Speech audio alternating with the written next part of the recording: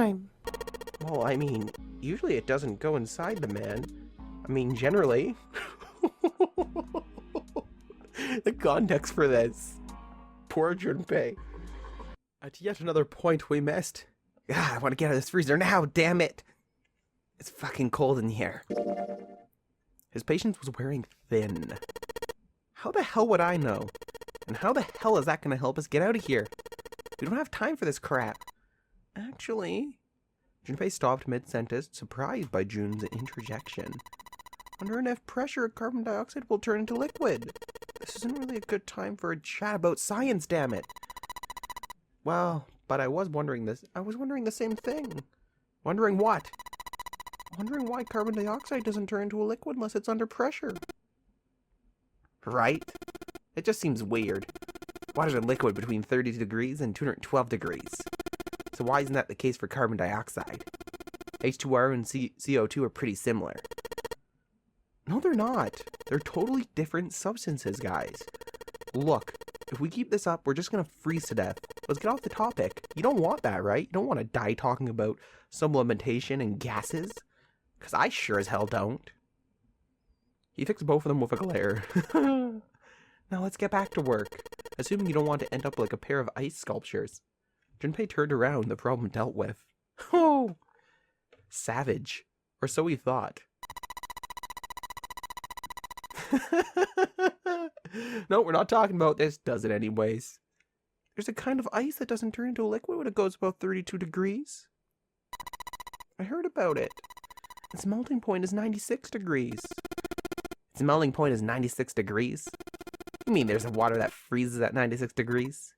Yeah, well, you could also look at it as ice that won't melt until it's 96 degrees. Water that freezes at 96 degrees, ice that won't melt until it's 96 degrees? That's interesting, but it doesn't matter. No. It was strange, but no, Junpei told himself it didn't matter. Their first concern needed to be leaving the freezer, or none of them would be around to ponder scientific quandaries for very long. He did his best to pretend he'd heard nothing and resumed his investigation of the room. No, June, not time for that. No science today. Well, at any rate, that was pretty amazing. Stopped again, Meisters. Did you fall for me again? Whoa, what do you mean again? I'm not into you. I know, don't be so stubborn, shy boy. I'm not being stubborn, I'm not shy, I'm not a boy either. I'm a young, healthy 20-year-old man. I'm not gonna fall for an old lady like you. Oh, don't say that. She'll kill you. Suddenly, the guttural roar of a furious animal filled the room. Or so Junpei thought for just a moment. Lotus's hands suddenly stopped and her shoulders stiffened. Old lady? Did you just say, old lady? Ah, crap, thought Junpei. I went too far. Well, it was a nice life, while it lasted. I've had enough of you. Go somewhere else. You're bothering me. What? Go see if you can find a password hint or something. I'll try and open this from here. You're distracting me. Go. Now. Oh. Lotus waved her hand in the universal gesture of dismissal. Junpei was clearly not wanted. Time to cut my losses, Junpei thought, and left as quietly and inoffensively as he could. Right. Junpei wandered around the room for a while looking for anything that might help find the password for the computer. Unfortunately, he was useless. He found nothing, right? He found no clues whatsoever, nothing. Yep, we're right. He asked Clover if there was anything useful in the laboratory, but her answer was no. Damn, he thought. Looks like we've hit a dead end this time. But just as he was about to tell Lotus that his search had returned nothing. All right, bullseye. Junpei, I did it. Excited cheering erupted from near the monitor. He hurried back to find Lotus looking rather smug. Friends and masters, welcome back. We had actually just gotten a key with the number 4 engraved upon it from 7 a little earlier, which I didn't quite record. The game did stop me, but I thought I was recording, I wasn't. Overall, it was just him handing us keys. We have 3 in total that haven't been used, is basically what happened. Now, we get to choose which door we want to go through. Now, personally, the door I would like to go through is not the same door, 1. That ended with an axe last time. Don't need that again. But what I want to try is door 6 this time around. And we'll see how it goes, I guess. It's a new door. I want to go for door 6. Junpei flipped open the piece of paper. It read Junpei, door 6. Of course it did. He'd written it after all. That's a problem. June spoke barely above a whisper, but they all know what she said. None of these teams will be able to go through the doors they want. Clover and I chose door 1. Lotus and I chose door 2. That's not enough people to open a numbered door, however. The digital routes don't match up either. Heh, we got similar problems. June, Junpei, and I want to go through door 6. But our digital route is 5. If we're gonna open that door, we need a 1. Damn. What are we going to do now? What are we going to do? Junpei crossed his arms, and it is best to put his thoughts in order. The others followed suit, but with little result. Eventually, Clover broke the silence. Why don't 7 and Lotus go for door 1? With me? Her face was cold and flat as her voice, but her logic was sound. 7 and Lotus looked at each other. 7 plus 8 plus 4 equals 19, then again, adding that together a few times gets you to the number 1. Digital root after all. The first problem resolved, Ace spoke up. What about me? Isn't that obvious? Doesn't one of the teams just complain that they don't have a 1? Well, that's true. You mean I should join Santa's team? Clover nodded, her face still cold and emotionless. Her attitude and posture could not have been more different than the energetic girl of only a few hours before. No one seemed ready to contradict her. Her response was understandable given the horrible situation in which she had found herself, but even so. I understand. We'll go through door 6 then.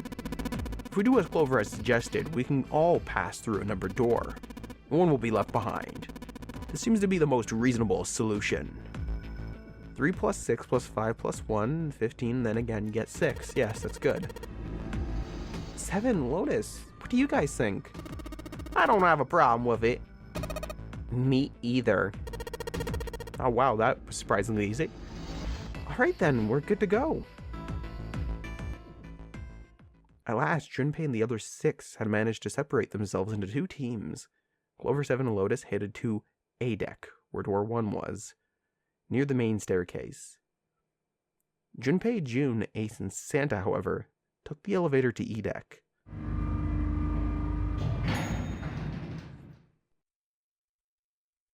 The ride to E deck was a silent one. Alright, let's go. Santa's words jolted them to action, and they stepped out of the elevator into a long straight hallway. Good old door 6. Before long, they arrived in front of the door 6. One by one, they put their palms over the red. With a soft electronic noise, it authenticated each of them. It did indeed. Now we gotta run. The door opened, and all at once, the 4 of them let through it. Fortunately, the dead was located easily enough. This one had been placed quite close to the door they entered through. Thankfully, they gathered around it quick and hurriedly placed their palms on it for authentication one by one. Understandable, you don't want to explode after all. Whew. It stopped. Yes, it stopped.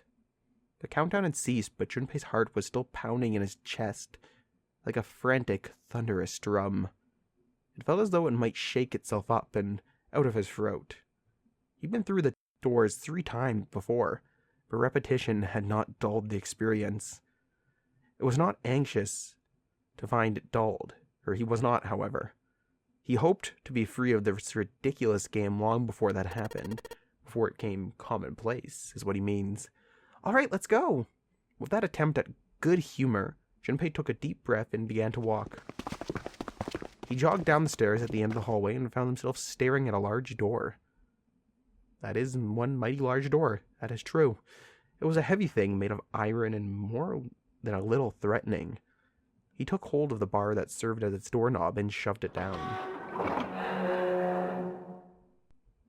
Very loud door, too. Someone didn't oil it. The room beyond stopped him in his tracks. That is a huge damn room. It was gargantuan and made entirely of metal. None of the accents of wood or tile he'd seen in the rest of the ship. This room was purely functional, but utterly tremendous. Wow, what the hell is this? Santa got out a few words before awe stole the rest of them. The rest were too stunned to offer anything more than gasps. I would, that's a huge room to explore. It was easily the largest room they'd seen, and yet it was somehow closed and oppressive. The ceiling was at least 2 stories high, if not significantly more.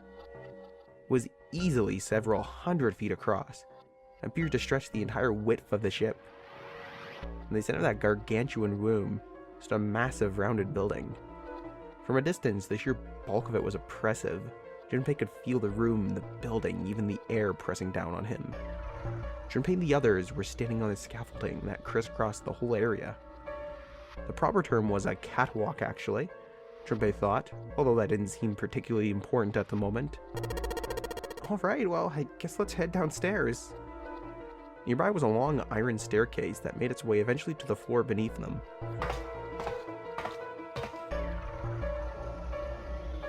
They moved around towards the opposite side of the massive building, following the catwalk.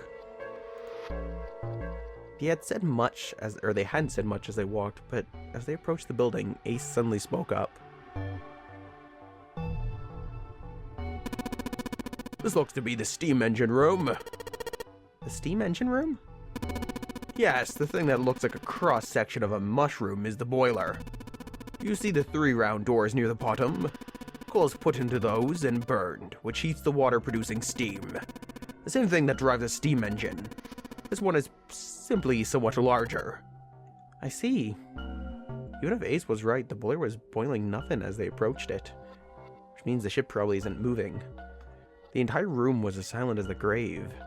Suddenly, Junpei heard noise behind him. He turned just in time to see June collapse to her knees. Again?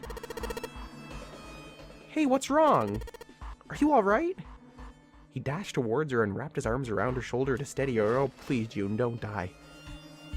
It was then that he noticed. You're really warm. Is your fever coming back? Yes. Yes, it is. It probably is. But I'm fine. Please don't worry about it. I just need to rest and I'll be fine. Her voice was weak and forced and said a great deal more than her words did. Junpei carried her to the nearest wall and propped her up against it. She let her head fall back against the wall, as if she no longer had the strength to support it, and drew a ragged breath. Her eyes were empty, as if she were having trouble focusing them. Even speaking seemed difficult for her. Junpei felt his hand ball itself into a fist and clenched tight, his knuckles whitening. He had to find a way out, and quickly. If he didn't, June may not last long. He turned and looked at Ace and Santa in turn. They might not have shared the depth of his emotion, but they certainly shared his concern. He didn't need words to express the urgency of their situation. Alright, let's get started. Hang in there, June. I'm gonna get you out of here real soon. She managed a small nod before leaning back to rest her head on the wall. Ugh, this is gonna be a big room to search.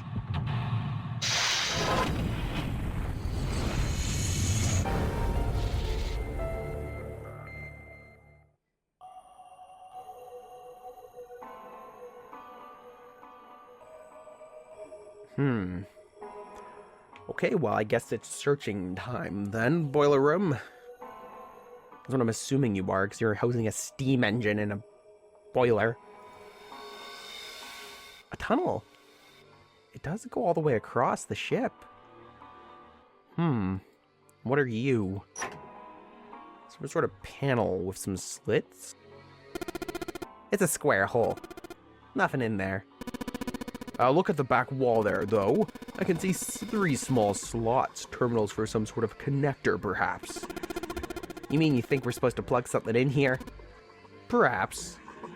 That makes sense. Maybe it moves the belt. Look at the button. It's glowing orange, right? It's gotta mean something. I guess pressing it is the best way to find out if it does everything, Santa. Nothing. Okay, that was particularly useless. Thank you, Santa. I'd say this is probably here to move coal from place to place. It probably comes from over there. And then the belt carries it down the tunnel and out here. So if the conveyor belt was moving, yes, the coal would almost certainly come out here. The pillar goes up towards the ceiling. Nothing too big about that, I guess. Oh, that is a giant wheel. A golden gear. It doesn't look like it was always golden like this. Well, then I imagine it was prepared especially for this game. Might be important. Looks like there's a door over there in this tunnel. The belt over there must deliver the coal, which is then packed up and thrown into this door. The door appears to be welded shut, however. Well, I guess we're not putting no coal in that door. Okay, that's similar. And what about this one? Oh, this one's a different color. It's a silver gear. You think it's made of pure silver? No way. Silver's way too soft to be used for a gear. It's gotta be a steel or iron gear that's been coated with silver. Ha! Shouldn't have called it a silver gear then. Shouldn't have gotten your hopes up. Were you thinking you hauled this thing back? Nah, but I think 7 could probably carry it, don't you? Well, he is a mountain of a man. Conveyor belt runs into a sort of arched tunnel. There's a number of these little windows. I think you're supposed to put coal in those, probably, but they're welded shut. I don't think we can get those open. Okay, what else do we have to explore then? Oh, okay, that's a pair of stairs. Let's go up there. And what are you? The 3 sliders on the left are down, but this one's up. There are a number of lines engraved in these. I suspect we were meant to do something rather specific with them. Junpei, why don't you move that slider down? Well, there's no harm in trying, I suppose. Everything explodes. Nothing. Nothing happened. Maybe it needs to be prepared somehow. You're saying if we did something somewhere else, it'd respond somehow? Yes, I suppose that's one way of putting it. Very astute. Okay, up higher we go then. What else is there to find? Hey, Junpei, where are you going? The only thing in there is a closed numbered door. Kind of pointless to go back, huh? Yeah, it sure is. What are you? One of these doors on the furnace. There's an A on it. There's a circular wheel in the center of the door. Alright, let's give that sucker a twist. Well, it's noisy, but it opens. And it's totally pitch black in there. We should, go in here. Alright. Let's go. This looks just like the door we went into. Where are we? Must be on the other side, yes? Which would put us directly above the conveyor belt. At any rate, we should keep moving. There's a great deal we've yet to investigate. He's not wrong at all, to be honest. Okay. There's a whole bunch of boxes in the way. I can't get through.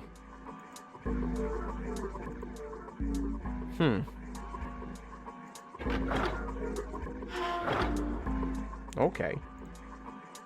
There's a wooden box hanging beneath the catwalk. There's a wooden box on the end of the rope hanging from the winch. It looks like there's something in the box. Well, what? Okay, well, I guess we're going to have to lower it with a winch, maybe. It looks like a hand-operated winch, but it doesn't look like there's any way to operate it. That means the wheel isn't attached. That actually kind of reminds me of when we were back in the room, the captain's quarters with the missing lever. This damn pile of boxes is blocking my way. Of course they are. What are the great metal ribs of the ship? I think June's resting right underneath it. Oh, Jesus, I just had a nasty thought of that falling on top of her.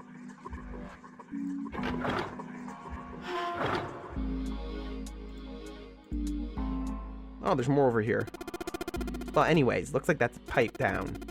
Looks like the bottom connects to the conveyor belt housing. Then coal must come out of this pipe onto the conveyor belt, I would surmise. In other words, there must be a great deal of coal in that pipe. There are a bunch of numbers of boxes on the catwalk. I don't think we can go over there. Well, probably not. Where do you lead? You have an excellent memory. Use that to draw a map inside your head. That way you won't get lost. It is a very big room indeed. This winch looks like the other one we saw earlier. Although this one has a wheel on it. Can we steal it? Alright, let's give this wheel a spin. What? That's weird. I don't feel any resistance. Ah! Shit! You broke it, Junpei. Good job. But we do need a wheel, actually, so that works. Good job, genius. You broke it. I didn't break it. It broke all by itself. Yeah, it pretty much did. Spin. Snap. There's a couple of posts on the back that looks like they'd fit in the holes on the winch. Damn, no good. These little shafts are too small for this big hole. That sounds really bad, Junpei. It's like throwing a hot dog down a hallway, to be honest. If that's the case, then... The wheel wasn't originally part of this winch. Then that means, yeah, it's probably for the other one. That's what I was thinking, too. There are a whole bunch of boxes blocking the way here. Nope, not happening then. Back we go. This way.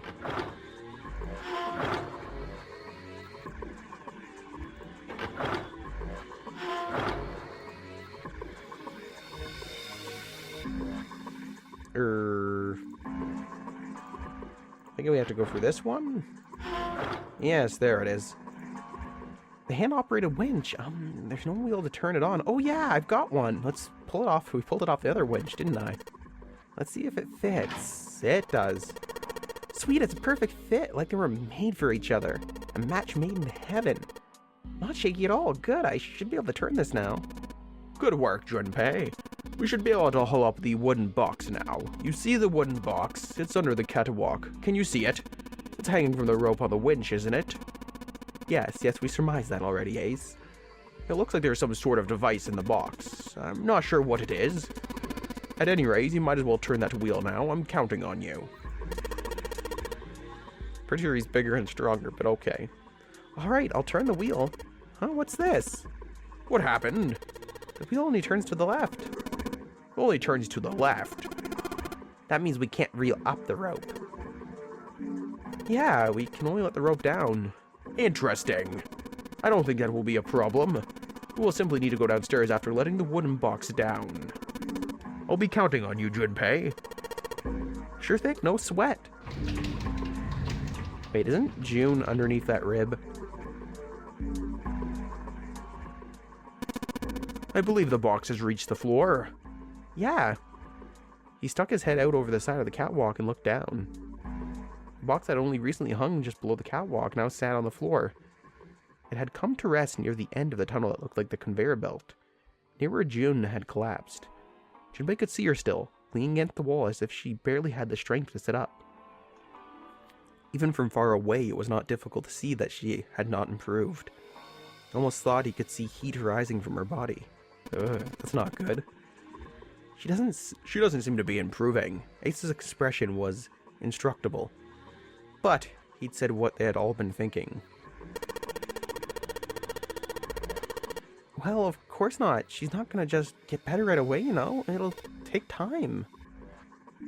He tried desperately to convince himself that what he'd said was true. What could be causing this, I wonder? Illness, perhaps? Nah, it's gotta be exhaustion. Santa's response was confident and certain. She gets dropped in some weird-ass ship, forced to play some messed-up game. If you think about it, that's a lot weirder than...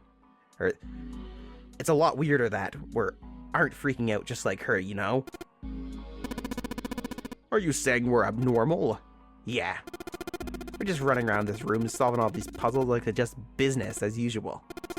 How the hell could you call that normal? They're just guinea pigs. Santa snorted in disgust. A guinea pig? You mean like a lab rat? You mean we're being used for some sort of experiment? Is that what you're saying? Don't know. But it does seem like a possibility, you know. They stood there for a few more minutes. No one speaking until Santa turned and walked away from the winch. It's a good point. Junpei and Ace followed him.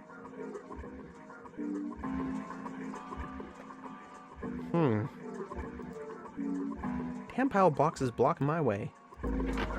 Alright, down we go. I believe this was the way. Could be wrong. This way? That's gonna bring us around in a circle.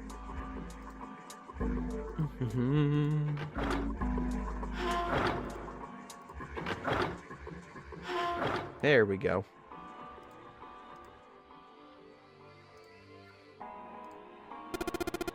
There's a pair of wooden boxes here. There's nothing in them. There it is. Control panel for something. I wonder what. Maybe this hole is where the control panel goes. Well, there's only one way to find out. In you go. Dude, you did it. Everything looks all right. Okay, but what do we do now? Why don't you press the button next to it? The orange one? Yes. Alright, I'll do that. Pushing the button. Sweet, all sorts of lights are lighting up on this thing. Oh, yes, I think I just heard something turn on. Oh, what's that? What happened? Junpei, look, the conveyor belt's moving. The conveyor belt? Well, there's the coal we needed. Well, I guess it's done moving now. There's still a bunch of coal in the belt, though. It looks like a bunch of it got dumped off the end of the belt into that wooden box where we found the control panel. Coal. Well, coal's good, I guess, if we need to get a ship moving. Box filled with coal. Well, we have to figure out something to do with this coal. That is the question as to where we need to put it. These doors are welded shut. Oh. How did I miss that? So this is where you put the coal in this furnace? That is right. I had looked at it earlier, but it rusted shut, I'm afraid. Perhaps you should check the other side. I will then, thank you.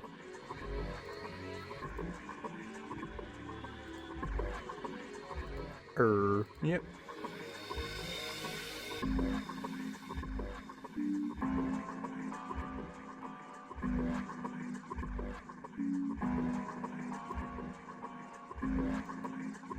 If all three of those things hadn't rusted shut, I tell you. I don't know where the other side is. Oh, there it is.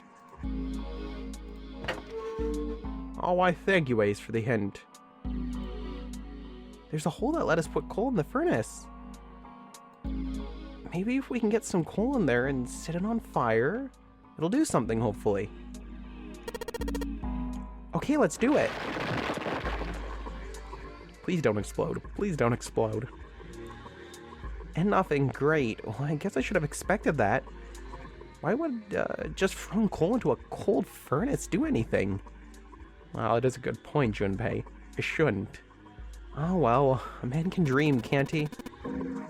Junpei, explain it to me again. You're planning to stoke the furnace with coal, which will heat the water stored up there and make steam, which will then drive something else. Am I correct? In other words, you want to generate enough pressure of the steam to power the turbine. And drive the steam engine, right? Yeah, I guess that's the gist of it. Well, in that case, this isn't enough coal. This furnace is enormous, so we're gonna need a hell of a lot more coal than this. Very well then. If the three of us work together, then we should manage to fill it much faster. I want to help too. Man, I totally didn't even see her walk up. Are you feeling up to that, though? Yes. Yeah, right. You look like you're one stiff breeze away from falling over, June. I think you better rest some more, alright? But... No arguing. You need to rest, so you just stay there and we'll handle this. Okay, I understand. Alright, time for some manly work of passion. Let's get this coal into these furnaces.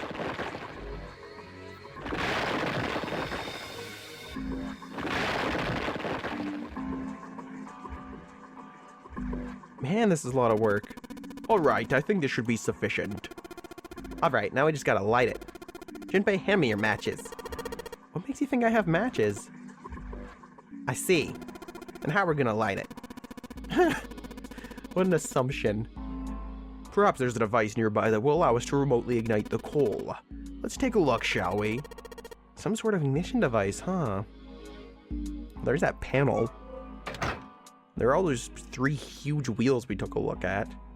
A huge golden gear. I have a feeling it's important. This gear is rusty, but it looks like it's still pretty sturdy. A huge golden gear. I have a feeling that it's more important. We haven't really examined much of these. So I want to do that real quick to see if we find anything. Well, this one's a bronze gear. This one's silver.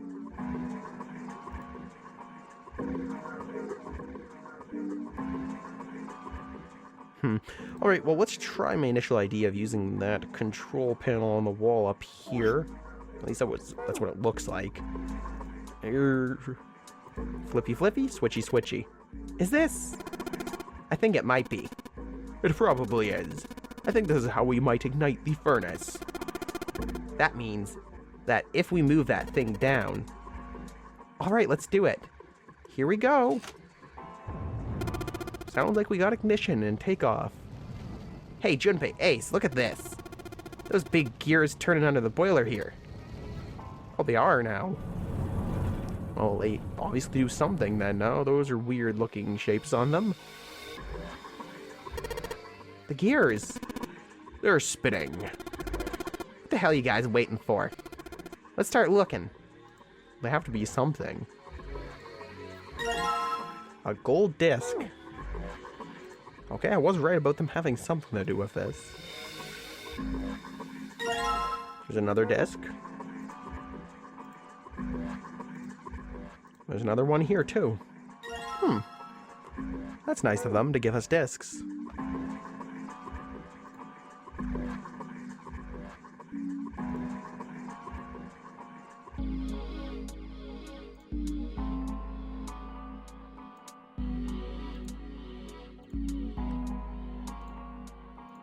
Okay, these ones have disc holes here. Junpei, that gold disc we found, do you remember where it was when we found it? I think it was on the bottom left. Why? Oh, I was just thinking.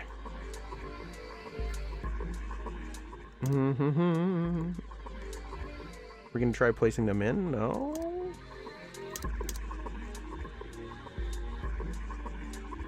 Okay, well, Junpei, I will not put it in there. No matter what you say, because you're not letting me.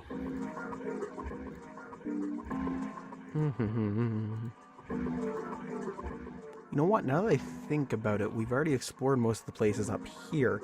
However, we just saw there's another hardway to the left of, like, the stair area down there, so let's go check that out. Maybe that's where we need to go. It's the only place I can think of that we haven't examined thoroughly yet. So let's go down there and see, just maybe. There's a staircase to the right. A machine. It looks like the thing unlocked the door.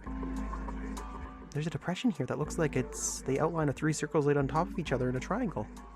That kind of looks like the gear thing we were looking at earlier. Maybe we put these 3 discs the way we found in this thing. There's only one way to find out. Let's stick them in. Huh? That's odd. Nothing's happening. Maybe you're, I don't know, putting them in the wrong places. Perhaps you have them facing the wrong directions. Perhaps you should rotate the discs to make some of the lines connect to one another. Well, no harm in trying. Instructions for operation. When the disc is touched, it will rotate a certain amount. When the white arrow is touched, the discs are switched. Please note, when the discs are switched, the angles for the discs are reset. That's good to know, but I'm pretty sure you were on the bottom left. And I can't remember which one these ones were in. Maybe like this. Let's try that. Ooh, this red thing looks like it connects. Aha! Perfect. The red lines on these discs. I think maybe I can make a star polygon with these. Okay, and that was the secret to getting out. Perfect. You found it. You escaped. Yes, the door opened. Given the circumstances, Junpei's happiness was certainly understandable. Ace seemed to share his excitement. All right, Junpei. Why don't you go get June now? Santa and I will keep an eye on this door. Santa snorted. Why do we need to do that? Even if it shuts, we know how to solve the puzzle now. We could just open it again. Well, I suppose that's true. Should all three of us go and collect June, then? Nah, I'm cool. I'll let Junpei handle it. He still seemed irritated by something, however, and sat down on the stairs patiently. What's he irritated about? So you are only interested in being contrary? Ace sighed with a puff of air. Oh, with the air of a long-suffering parent. All right. I'll go get June then. I'll be right back. You guys hold on. He gave a quick nod to Ace and Santa and dashed off down the stairs. Before long, he was back on the first floor, next to the conveyor belt in June. As he drew close, she stood up slowly. Are you okay? He did his best to sound calm and nonchalant, but there was no hiding the genuine concern in his voice. Yes, I'm fine now. I'm sorry I made you worry. June blushed. He wasn't sure if she was embarrassed or still feverish. Just to make sure, he reached out and put his hand against her forehead. Good. You're feeling a lot better. She was feeling far less warm than she had earlier, but still wasn't down to what seemed normal to him. Are you sure you're all right? He had to be sure. June gave him a look. Oh, you're such a warrior, Jumpy. Whoops. I mean, worry. June giggled. He wasn't sure if she just made a joke or not, but seeing her smile again made Junpei feel at ease. If she was well enough to smile and laugh, then she really was feeling much better. He gave her a friendly poke on the forehead. Let's go. Go where? Oh, right, I didn't tell you. Well, we got the exit door open, so... Great! Let's go! June clasped her hands and nodded urgently.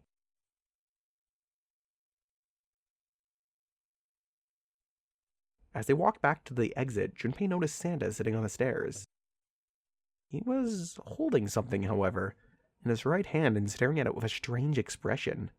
Junpei and June slowed down and finally stopped in front of him. What are you looking at? Santa answered without looking up, his voice quiet. It's a photo.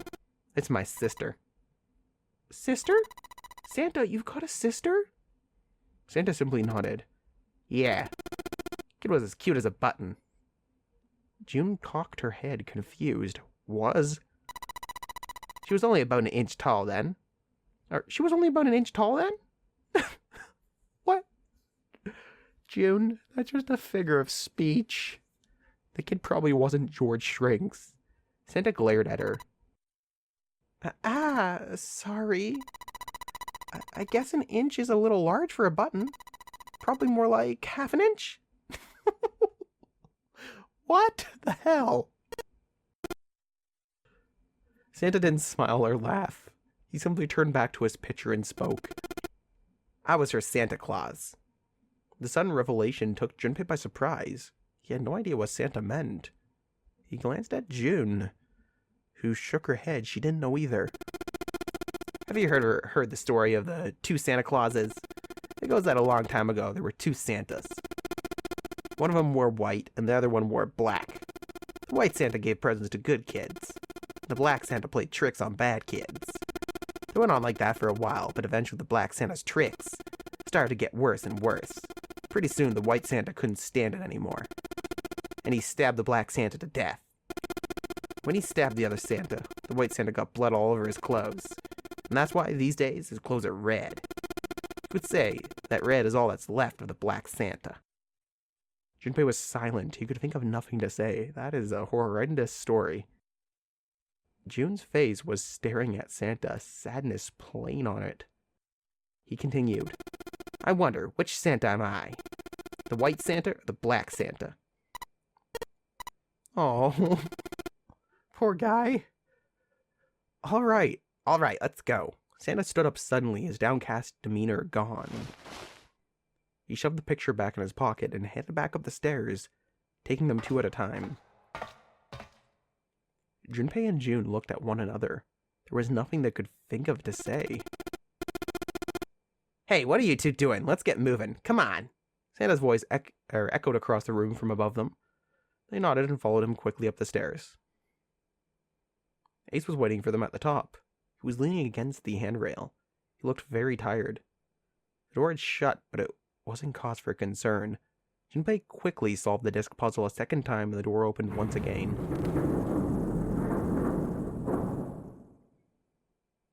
In a single file line, they walked through.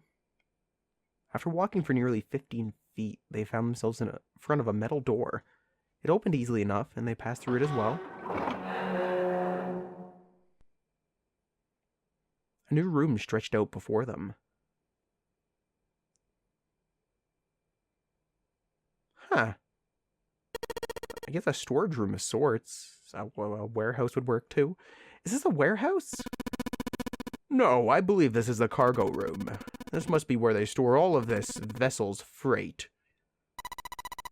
There are wooden crates everywhere. I wonder how old they are.